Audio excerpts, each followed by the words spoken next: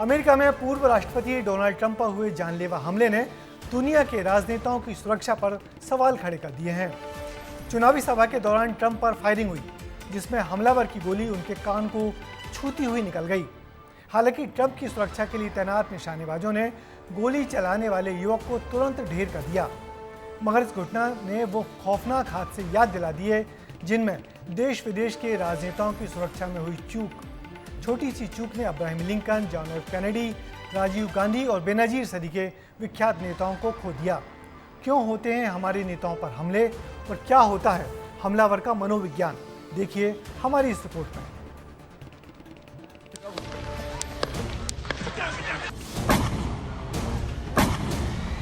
ये दोनों राजनेता दुनिया के ऐसे नेता हैं जो भारत की राजनीति से भी काफी सरोकार रखते हैं और काफी लोकप्रिय भी रहे। लेकिन दोनों नेताओं पर पब्लिक रैली में हमला होना वर्ल्ड लीडर्स की सुरक्षा पर सवाल खड़े करता है। ट्रंप पर पेंसिल्वेनिया के बटलर में फायरिंग की गई, लेकिन गनीमत रही कि वो बाल बाल बच गए। लेकिन सुरक्षा के लिहाज से देखा जाए तो ये बहुत खतरनाक है, क्योंकि इतिहास में कई लोकप्रिय नेताओं पर इसी तरह के कई जानलेवा हमले हुए और चौंकाने वाली बात ये कि कई नेताओं की मौत भी हुई है। अमेरिका का इतिहास खंगालें तो पता चलता है कि यहाँ राजनेताओं की हत्या बहुत आम है।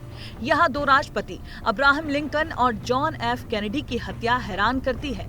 2 नवंबर 1963 को टेक्सास के डलास में जब John F Kennedy first lady Jacqueline Kennedy के साथ डलास की यात्रा कर रहे थे, तो इसी दौरान राइफल से लैस एक छिपे हुए हत्यारे ने उन्हें गोली मार दी। भारत की पूर्व प्रधानमंत्री इंदिरा गांधी हत्याकांड काफी चौंकाने वाला था, क्योंकि इंदिरा गांधी को उन्हीं के साथ 24 घंटे साय की तरह रहने वाले बॉडीगार्ड्स ने गोलियों से भून दिया था। बात 31 अक्टूबर 1984 की है, जब खुलासा हुआ तो पता चला कि हमलावर ऑपरेशन ब्लू स्टार से बेहद नाराज थे। ठीक ऐसे ही भारत के पूर्व प्रधानमंत्री राजीव गांधी तमिलनाडु में एक चुनावी सभा कर रहे थे। लिबरेशन टाइगर्स ऑफ तमिल इलेम यानी लिट्टे की महिला सदस्य ने उनके पैर छूने के लिए नीचे झुकी और विस्फोट कर दिया। इस आत्मघाती हमले में राजीव गांधी के साथ आम लोगों की भी मौत हुई थी।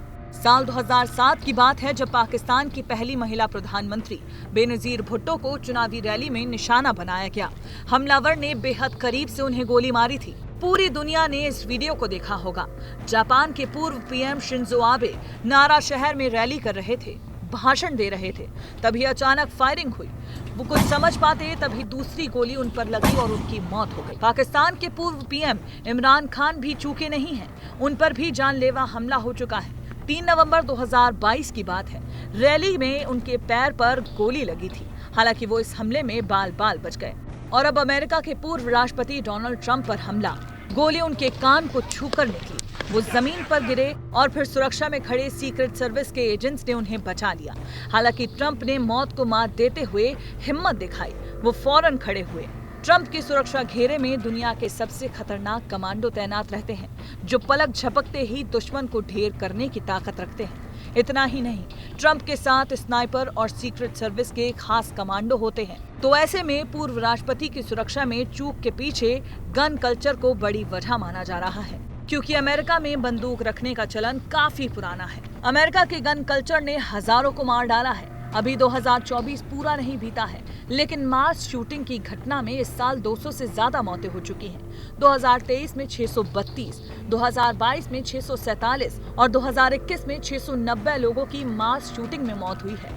आपको जानकर हैरानी होगी कि अमेरिका में जितनी लोगों की जनसंख्या है, उससे ज्यादा बंदूकें हैं। एक अनुमान के मुताबिक हर 100 अमेरिकियों के पास 121 बंदूकें हैं। अमेरिका में लोगों के पास 40 करोड़ बंदूकें हैं, जबकि इस देश की जनसंख्या 33 करोड़ है।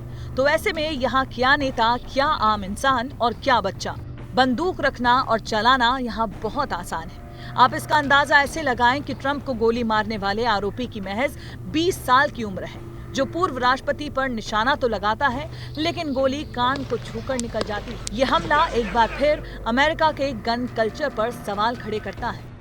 ब्यूरो रिपोर्ट, विस्तार न्यूज। तो ये जानकर तो आप भी हैरान रह जाएंगे कि डोनाल्ड ट्रंप अपने पर हुए इस हमले के बाद भी जरा भी नहीं घबराए। उनके सुरक्षाकर्मी जब उनको स्टेज से ले जाने लगे तो उन्होंने कहा कि पहले मुझे जूते पहन लेने दो। उसके बाद उन्होंने मुट्ठी लहरा के अपने समर्थकों को एहसास कराया कि वो सही सलामत हैं और उनका हौसला टूटा नहीं है। दरअसल ट्रंप अपने भाषणों में दूसरी नस्ल के खिलाफ बहुत तीखा बोलते हैं। इसलिए उनके दुश्मन उनके ही देश में बहुत ज़्यादा हैं। और अब इस हमले के बाद कहा जा रहा है कि वो अपने बयानों में थोड़ी नरमी लाएं, वरना घृणा फैलाने पर ऐसे हमलों को रोकना उनके लोगों के लिए बहुत मुश्किल होगा।